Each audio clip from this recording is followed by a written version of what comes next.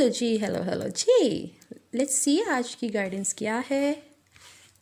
आज कार्ड्स क्या बोलते हैं आपके लिए। Devil, which is showing me obsession, some sort of obsession, some sort of fear-based energies are there. Definitely you need to come back in your divine feminine powers. Negative emotions are definitely need to cleared up.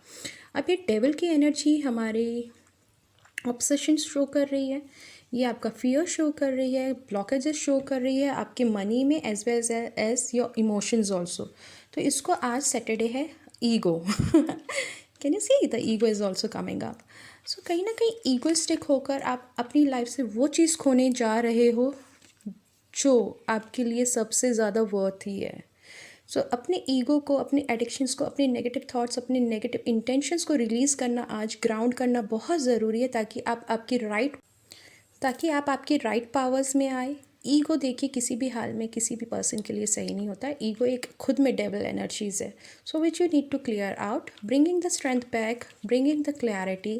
Many of you are, I feel, not talking with your person because of this fear based energy. I feel कि कहीं ना कहीं इस अपने guilt को, आप अपने regrets को रिलीज़ करिए, अपने अंदर से नेगेटिव इंटेंशन को रिलीज़ कीजिए। करेंटली आप किंग ऑफ सोर्ड की एनर्जी में बैठे हुए इमोशनल लेस होके, तो उसको वापस इमोशंस में लाने की आपको ज़रूरत है। You feel betrayed, you feel cheated by your person, but trust me, ऐसा कुछ नहीं है जो आप सोच रहे हैं।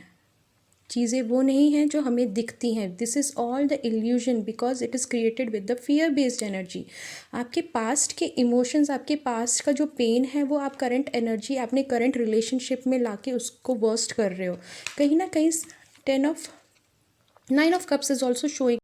See, Nine of Cups is showing me manifestation. You are manifesting this person, but the fear, जो past का fear है, अब आप देखिए ट्विन फ्लेम रिलेशनशिप का आ रहा है। If you see, this is definitely a twin flame relationship. बहुत हद तक आप लोगों में काफ़ी सिमिलैरिटी हो सकती है। एक ही साइन के, एक ही एलिमेंट्स के हैं आप। कहीं ना कहीं आप लोगों में काफ़ी सिमिलैरिटी है, बट कहीं ना कहीं हो सकता है पास्ट का कुछ पेन है, पास्ट लाइफ का भी हो सकता है कि पास्ट लाइफ में कुछ ऐसी चीज़ें हुई हैं जिस इस लाइफ टाइम में एंगर या ईगो बन के बाहर आ रही हैं। You need to clear this energies. If you want to be with this person, you need to clear your mind. देखिए इंग्लिश हिंदी दोनों में कन्वर्टेड है, जिसको जैसा समझा जाए।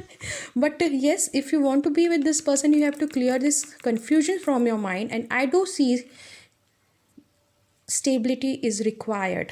अगर स्टेबिलिटी नहीं होगी तो this card also show me the ego plus domination plus loyalty. This person is also loyal with you.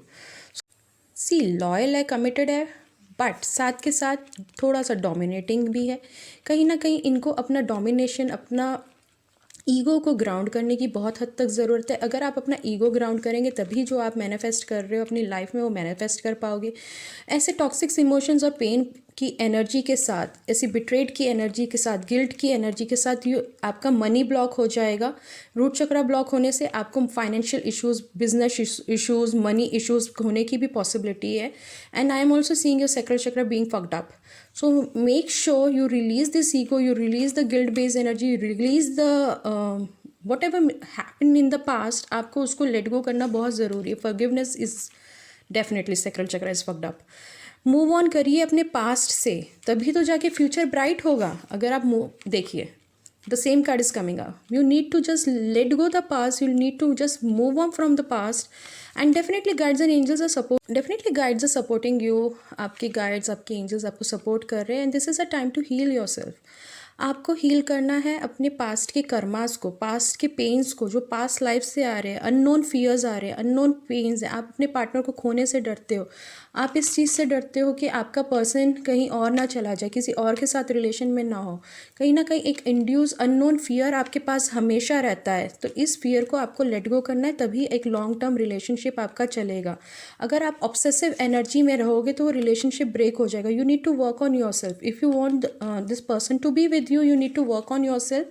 Coming out of this state, moon की एनर्जी से आपको बाहर आना है, ओवर स्ट्रेस से बाहर आना है, ओवर एंजाइटी से बाहर आना है। हो सकता है आपको पैनिक अटैक, एंजाइटी, फोबिया आता है, आपको चीज़ों को होल्ड करने की आदत है। आपने इतना टाइट कुछ इमोशंस को, कुछ थॉट्स को होल्ड कर रखा है जिसको आप लेट गो नहीं करना चाहते हो। अरे भाई, लेट गो नहीं करोगे तो प्यार कैसे लाओगे? Heal yourself, trust, heal करिए खुद को, अपनी इंट्यूशन पे ट्रस्ट कीजिए। पास्ट लाइफ कार्मिक ब्लॉकेजेस हैं, आप आर्चएंजल माइकल की कार्मिक कॉर्ड कटिंग मेडिटेशंस कर सकते हैं। काफ़ी सारी अगर आप देखेंगे यूट्यूब पे मेडिटेशंस है। Once you do the karmic cord cutting meditation you will attract the person for you, the right person.